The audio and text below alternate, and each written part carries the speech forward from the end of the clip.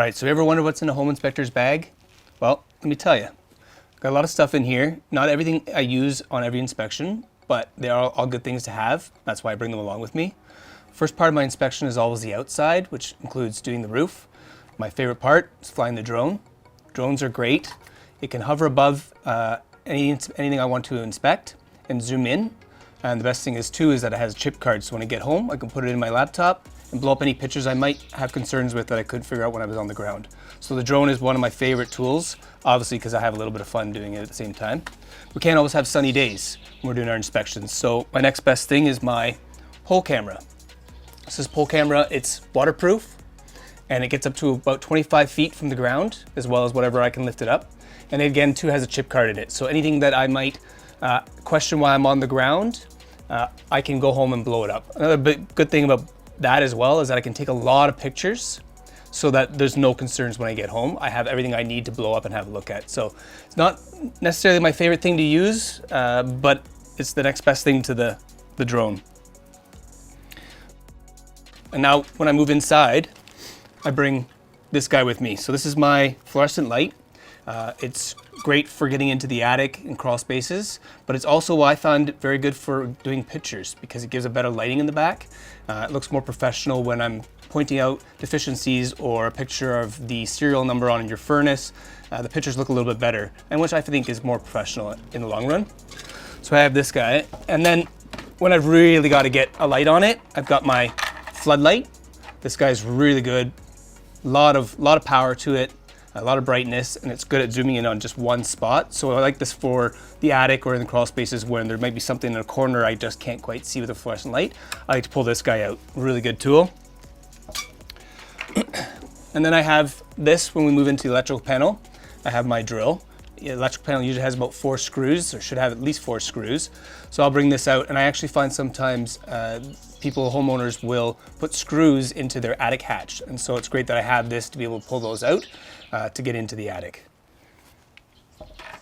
As well as I have a ton of other screws, screwdrivers and such if I need to. I bring them along with me as well. And then I carry these 4 items with me in my pocket at all times. So my first one is just a trusty little flashlight, pocket light. This one here is very important, probably gets used the most. It's a GFCI tester. What it does is it'll tell me if the GFCI plug is working, the outlet's working, as well as any other outlets, if there's any cross connections or anything. So this one gets used quite a bit because I test all GFCIs as well as one outlet at least per room. So this one's definitely used quite a bit. And I have this guy here, this guy I call my electrical pen. It's a voltage tester. So whenever I have any questions about maybe a wire, whether it's live or not, this will help me. It also helps me determine if there is power going to something. So this is a great little tool to have. And I have this guy here, I call it my little probe. What it is just, it's got a fine point on it, which is great for putting in wood to detect if it's rotting or not. So barely use it, but when I need it, it's in my side pocket. So it's great to have. And then as we move on, I have my moisture meter. This moisture meter is great for determining if there's any water damage. So if I perhaps see a stain and want to question if there's still water behind that, I can use my moisture meter. It'll tell me if there's any moisture, because sometimes they could just be a stain and it could have been from a previous leak that's already been fixed. So it's great to make sure that there's still no water coming to that area. What else is good about this one too is it has infrared. Which helps me to determine things like if you have unheated floors in your bathroom. It takes quite a bit of time for the floors to heat up, whereas with the infrared I can take a temperature as is, I can turn up the temperature, and within 10 to 15 minutes I can see through the infrared whether it's heated up or not. So that's great to have, so it saves time as well. Something else along that lines is my thermal image reader. I don't bring this guy out very often. It does take some time to do the scan, and it's not part of a typical inspection, but this is a great tool to have. It'll help me with if I see any cracks in structures, or if I feel there might be any mold or anything behind walls. It's great to pull this guy out and to use. So it's a good tool to just carry. Like I said, don't often use it, but it's great to have when it's needed. I recently just purchased this. This is a sniffer. And it's great for detecting any sort of combustible gases or anything around your furnace or your water heater. It's just a good little test to tell you. Sometimes you can't smell the gas. It could be a very, very small leak. So it's good just to have this guy, especially with older furnaces and things like that. It's good to detect to see if you have any small leaks. So that guy's my new one added. And of course I have my trusty ladder and my bits for the end of it to prevent any damage done to walls. If I have to use my ladder against a wall, I have these guys to protect me on there.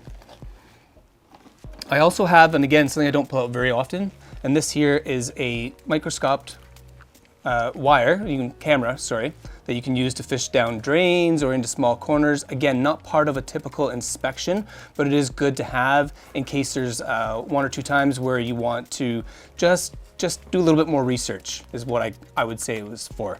So that one's good to have as well. And then I also carry this with me. It's a little broom and a dustpan. I use this majority of the time for wet inspections, which is a wood energy transfer technology, as well as my little shovel for getting into the fireplace.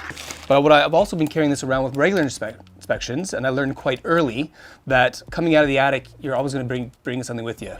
Some sort of insulation or dust or something like that. So I like to have this guy with me because then I can sweep up after myself rather than leaving a mess for the homeowner to deal with. So I like to bring that with me. And then as well, for courtesy, of course, I bring my indoor shoes. Everywhere I go, these guys come with me. It's a courtesy for the homeowner, sellers, buyers, agents. It's just common courtesy. So that's everything I pretty much bring with me to a typical inspection.